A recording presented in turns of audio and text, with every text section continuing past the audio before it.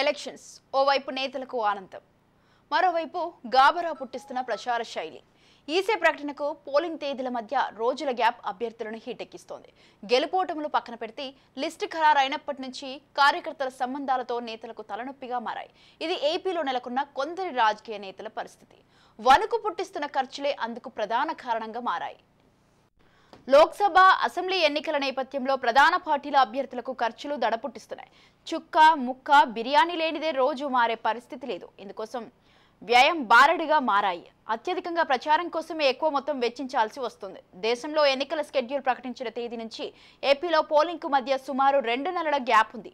ఈ నెల 18వ తేదీన ఎన్నికల నోటిఫికేషన్ విడుదల కానుంది. 25న నామినేషన్లు దాఖలకు చివరి తేదీగా నిర్ణయించారు. పోలింగ్ మే 13న ఓట్లు వేసేలా ఈసీ షెడ్యూల్ ప్రకటించింది. రాజకీయ నాయకులకు అభిమానులు, కార్యకర్తలే కొండంత అండ. పార్టీ పరంగా కొంత ఓటు బ్యాంకు ఉన్నప్పటికీ దాన్ని తమకు అనుకూలంగా మార్చుకోవాలంటే ద్వితీయ శ్రేణి నేతలతో పాటు సామాన్య కార్యకర్తల పాత్ర ఎంతో కీలకం. ప్రత్యేకించి నియోజకవర్గాల పరిధిలో ఉదయం నుంచి సాయంత్రం వరకు ఊరూరు తిరుగుతూ ప్రచార బాధ్యత ఎన్నికల సమయంలో కీలకమనే చెప్పాలి. క్యాడర్కు అండగా నేతలుండాలి. మరింతగా బలోపేతం చేసుకుంటూ ప్రచారాన్ని ముందుకు తీసుకెళ్లాల్సిన అవసరం చాలా ఉంటుంది. మండే ఎండల్లో ఎన్నికలు వచ్చాయి. దాహర్తి దగ్గర నుంచి భోజనాల వరకు అన్ని ఏర్పాట్లు బరిలో నిల్చున్న అభ్యర్థులే చూసుకోవాలి. అందుకు తగ్గట్టుగా ప్రణాళికలు సిద్ధం చేసుకోవాలి. ఇక వాహనాల ఖర్చు సంగతి అందరికీ తెలిసిందే. పోలింగ్ అనంతరం జూన్ 4న ఓట్ల లెక్కింపు జరగనుంది. అంటే ఇప్పటికే ఆ పార్టీలు తమ అభ్యర్థులను ప్రకటించాయి. వీరంతా ఓట్ల వేటాలో పడ్డారు. జనంతో మమేకమవుతున్నారు. ఇక పార్టీ అగ్రనేతలు ప్రజల్లోకి వెళ్తున్నారు. వివిధ బహిరంగ సభలు రాష్ట్రంలో నిర్వహిస్తూ ఓటర్లను ఆకట్టుకునే ప్రయత్నం చేస్తున్నారు. మీటింగ్కు రావాలన్నా, ప్రచారంలో అభ్యర్థితో పాల్గొనాలన్నా బీరు, బిర్యానీతో పాటు తక్కువ లేకుండా 500 రూపాయల నోటును సమర్పించుకోవాల్సిందే. ఇంతకీ నేతల ప్రచారాలు ఎలా ఉన్నాయో మా కాకినాడ ప్రతినిధి దుర్గారావు మరింత సమాచారం అందిస్తారు. దుర్గారావు, చెప్పండి. దుర్గారావు, ఎన్నికల్లో ఓటు అనేది చాలా కాస్ట్లీగా మారిందని చెప్పాలి.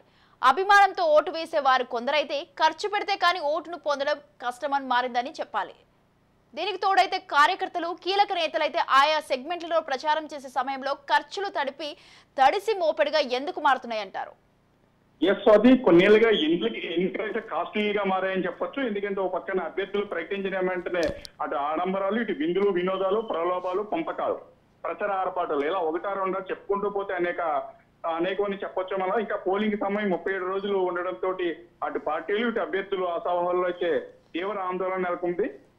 ఎందుకంటే సమయం ఎక్కువ కాలం ఉండడంతో ఇటు అభ్యర్థులు ప్రచారాన్ని కాట ఎక్కువ రోజులు చేయడంతో ఇటు ఖర్చులు కూడా పెరిగే అవకాశం ఉండడంతో ఈసారి శాసనసభ ఎన్నికకి ఒక్కొక్క అభ్యర్థి నుంచి 30 కోట్లు ఖర్చు అయ్యే అవకాశం ఉంది. అలాగే అందన్నట్టు స్థానికంగా అయితే గుసగుసలు పడుతుంది. అదే పార్లమెంట్ అభ్యర్థికి అయితే 150 కోట్ల పైగా ఖర్చు అయ్యే అవకాశం ఉందన్నట్టు చెప్తున్నారు. ఎందుకంటే ఆ విధంగా ఉంటేనే పార్టీలు కూడా టికెట్లు ఇస్తున్నారు. ఎందుకంటే ఎంత ఖర్చు పెట్టగలవు, ఎంత చేయగలవు అన్నదైతే ప్రతి అభ్యర్థికి, ప్రతి పార్టీ టాస్క్ కింద చూపెడుతుంది. ఎందుకంటే అవతల అధికార పార్టీ అయితే ఆల్రెడీ ఇప్పటికీ డబ్బులు పంచడంలో గట స్పీడ్ గా ఉంటుంది. మరి ప్రతిపక్ష పార్టీ కొద్దిగా అధికారం లేకపోవడంతో అవి డీలా పడడంతో అవి కొద్దిగా తగ్గుతాయి. కాబట్టి ముందుగా కాస్ట్లీ ఏమాత్రం ఖర్చు పెడతారన్న అంశంపై అయితే ముందుగా అభ్యర్థిని డిసైడ్ చేసే టికెట్లు ఇస్తున్నట్టు మనకి సమాచారం అందుతుంది. అలాగే అసెంబ్లీ ఎన్నికల కమిషన్ షెడ్యూల్ విడుదల చేసినప్పటి నుంచి ఇప్పటి వరకు కోడ్ అమల్లోకి వచ్చింది. వచ్చే నెల 18న నోటిఫికేషన్ రాష్ట్రంలో 4వ విడత కావడంతో మే 13న పోలింగ్ జరగడంతో ఇప్పటి నుంచే సుమారు 37 రోజుల సమయం ఉండడంతో గతంలో పోలిస్తే ఇప్పుడు ఎన్నికలు డబ్బులతోనే ముడిపడి ఉన్నాయి.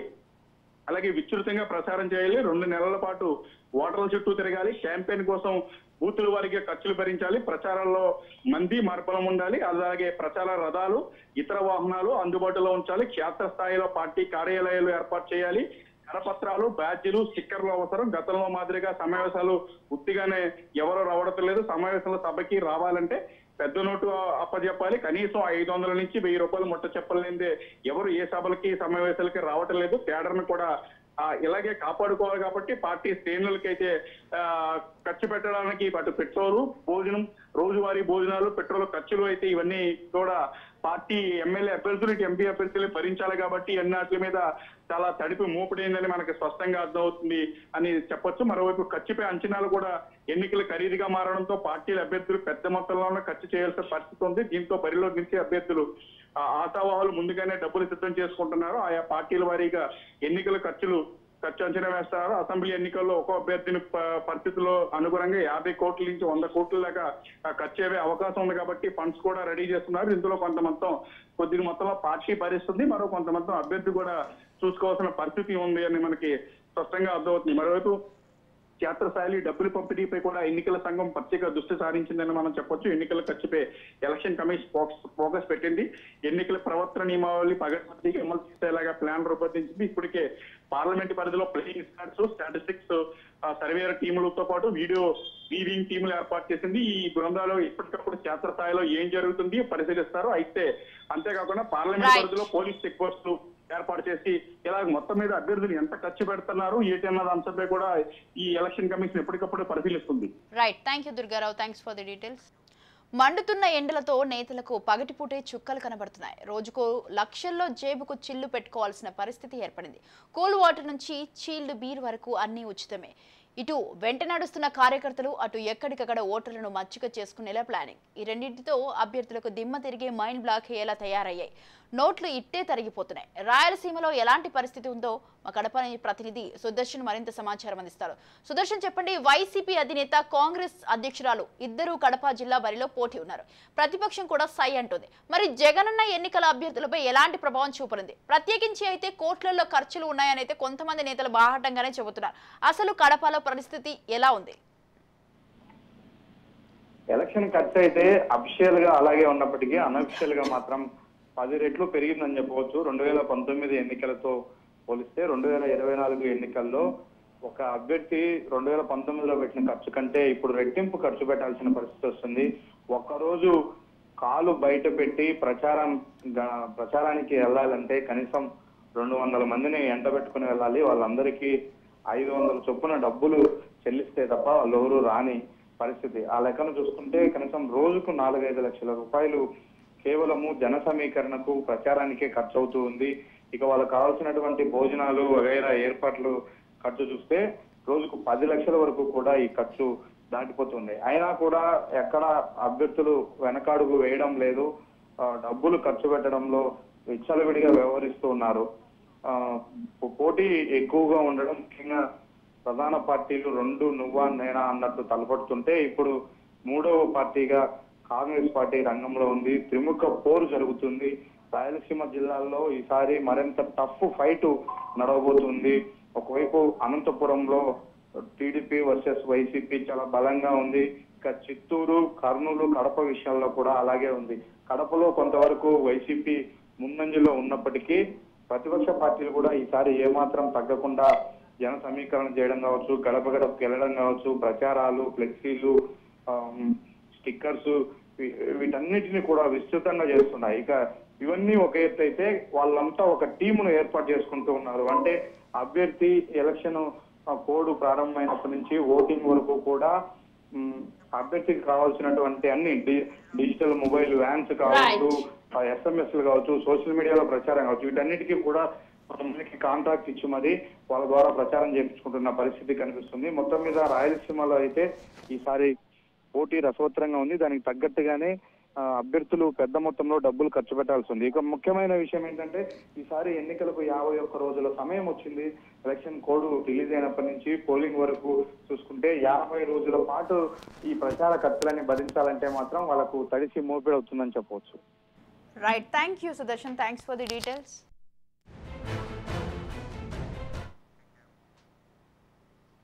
ప్రధానంగా కీలక అధినేతల పర్యటనలో అయ్యే ఖర్చులు నేతలను మరీ బెంబెలెత్తిస్తోంది. ఖచ్చితంగా జనాల్ని తరలించాలని హుకుం చేస్తే ఓ లెక్క, మీరు గెలవాలి, మన పార్టీ అధికారంలోకి రావాలనుకునే నేతలకు మరో లెక్క. ఇలా ఎవరి ప్లానింగ్తో వారు ముందుకు దూసుకుపోతున్నారు. సినీ గ్లామర్ ఉన్న నేతల పర్యటనలో మాత్రం కేవలం ప్రచారం చేస్తే చాలు, తన ప్రియతమ నేతను చూసేందుకు, ఆ వ్యక్తి మాటలు వినేందుకు ప్రజలు క్యూ కడుతున్నారు. ఎటొచ్చి భారీ సభలకు మాత్రం జనాల్ని తోలే పరిస్థితి కొంతమంది అభ్యర్థులను మింగుడు పడకుండా చేస్తోంది. వైజాగ్ నేతల తీరు ఎలా ఉందో మా ప్రతినిధి శ్రీరామ్ మరింత సమాచారం అందిస్తారు. శ్రీరామ్, చెప్పండి. విజయమే లక్ష్యంగా అధికారి, ప్రతిపక్షాలు ప్రచారంలో దూసుకుపోతున్నాయి. అందుకు తగ్గట్టుగానే ప్రధాన పార్టీలు తమ అభ్యర్థులను కూడా పోటీ బరిలో దించారు. అయితే ఖర్చులు మాత్రం నేతలకు చుక్కలు చూపిస్తున్నాయి. మరి కాకినాడలో ఎలాంటి పరిస్థితి ఉంది? స్వాతి, విశాఖ విషయానికి వస్తే ఈ ఖర్చుల వ్యవహారంలో అభ్యర్థులకు తలకమించిన భారంగానే అవుతుందని చెప్పుకోవచ్చు. అటు ఎలక్షన్ కమిషన్ ఇచ్చిన సూచనలకు వీళ్ళు పెడుతున్న ఖర్చులకు కూడా ఎక్కడా పొంతన ఉండటం లేదు. ప్రధానంగా ఈ ఎన్నికల సమయం కూడా ఎక్కువ రోజులు ఉండటం అభ్యర్థుల పైన అదనపు భారాన్ని అయితే పెడుతుందని స్పష్టంగా అర్థమవుతుంది. సాధారణంగా తిరిగే ప్రచారాలకే రోజు లక్షల్లో ఖర్చు అవుతుందంటే అతిశయోక్తి లేదు. ప్రధానంగా తమ వెంట తిరిగే కార్యకర్తలతో పాటుగా వారందరికీ అవసరమైన భోజన వసతులు, ఇతర సౌకర్యాలు కల్పించడం నేతలకైతే తలకమించిన భారంగా మారుతుంది. దీంతో పాటుగా సింగిల్ గా ప్రచారం చేసే పార్టీ వైసీపీ అయితే ఒకటే పార్టీ కాబట్టి వాళ్ళ వ్యవహారం ఒక లెక్కన ఉంటుంది. ఇక కూటమిగా వెళ్లే పరిస్థితి, అభ్యర్థుల పరిస్థితి కొంత ఇబ్బందికరంగా ఉంటుంది.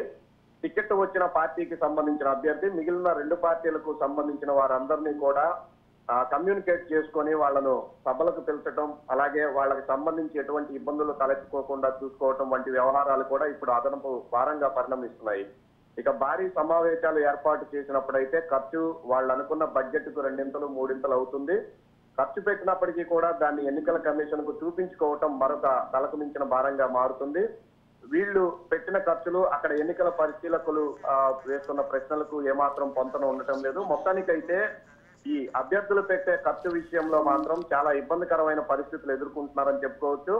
పైకి ఎలక్షన్ కమిషన్ వేటికి ఎంత ఖర్చు పెట్టాలనేది ఒక బడ్జెట్ ఇచ్చినప్పటికీ కూడా ఆ బడ్జెట్ లో లేని అనేక అంశాలు అభ్యర్థుల నెత్తిన భారంగా అయితే మారుతున్నాయి.